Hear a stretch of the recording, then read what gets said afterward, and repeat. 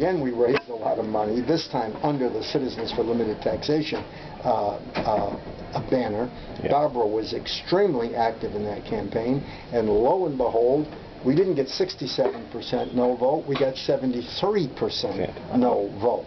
Well, having done this twice... Is the King Law still on the books? No, the King Law was stricken by the courts. Yeah, the King Law, it's the only law I had named after me, and it's gone. When was it taken down, stricken down? It was probably in 1974 or 75. It was before that second go-round on the graduate income tax. And it was stricken as unconstitutional and unworkable, and I don't remember the words. It reminds me of something.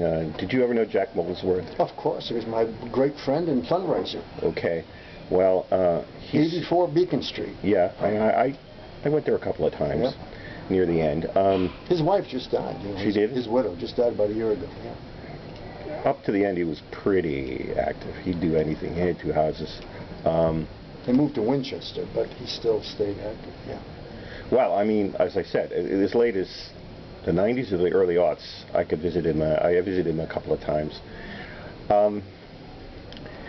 He sued the State Department of Revenue based on an argument about how they calculate the interest that he had to pay taxes on, I think, certain investments.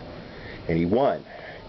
And so the result of it says they had to reprogram, the State Department of Revenue had to reprogram all their computers. And the piece of software that was added was called the Molesworth Fix. Yeah.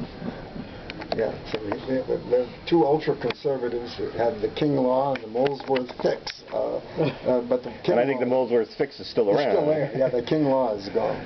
Well, anyway, what happened, obviously, in 72 and in 76, heading up the campaign to defeat those ballot questions, I made speeches, all day and all night. I traveled around the state. I did the Lions Clubs and the Chambers of Commerce and all of those service organizations.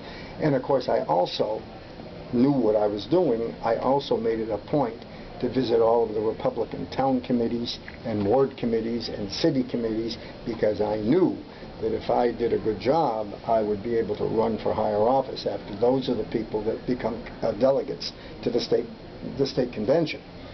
Well, as 1978 approached, I wanted to run for office, and there were 2 fairly well-known Republicans that wanted to run for governor. One was the state representative from Beverly, the minority leader of the House of Representatives, Frank Hatch. And the other one was the sheriff of Middlesex County, John Buckley. And they were both very nice people and very honorable and honest people, but they were very liberal. Frank Hatch had voted for the graduated income tax 6 separate times in the legislature. John Buckley had led a statewide campaign to confiscate privately owned guns. And so these are 2 guys that, were on the liberal side of the Republican Party, but they were on the liberal side of everything.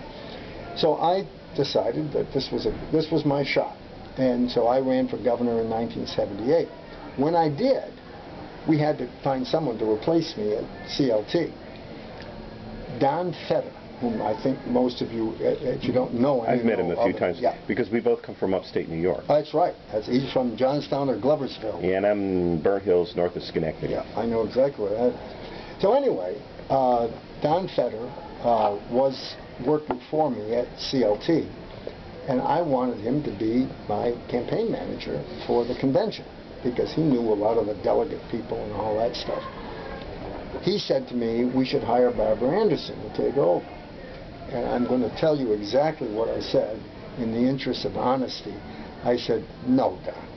She's a pushy broad, and nobody likes a pushy broad. And he said, Ed, she's got everything it takes. She's dynamic. And I absolutely said, no. I don't mind having her around as a volunteer, but I don't want to hire her. So we hired Greg Hyatt instead. I don't know if any of you knew Greg Hyatt, but he came on board as our... Wasn't he briefly candidate for governor in '86? Yeah, and later on he became... It was a rather messy business. It was a very messy business. Anyway, he became the director of CLT while Don Fetter came and ran my campaign. And to show you how botched up I am, Don Fetter helped me to win the Republican convention endorsement in 1978. I was endorsed by the convention to be the candidate for governor. Then I was concerned about CLT, so I sent Don Fetter back over to CLT and had 2 different campaign managers for the rest of the way and lost in the Republican primary. Through it all, Barbara Anderson was just absolutely as loyal and worked as hard for me as anybody could possibly do. She helped get delegates elected to the convention. She went to the convention herself as a delegate for me, and we just had a very good relationship, except I didn't think she should be the director of CLT. And I just thought she was too pushy and a little bit abrasive if you didn't agree with her. When did Don get his column at the Herald? Shortly after that. Okay. Shortly after that. So anyway, yes, go ahead.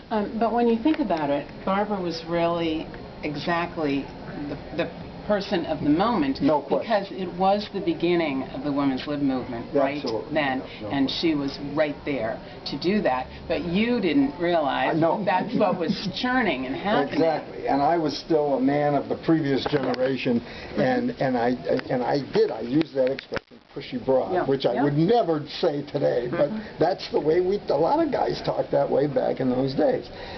And I feel they still talk like that. Some do, yeah, some do. It's not right, and I'm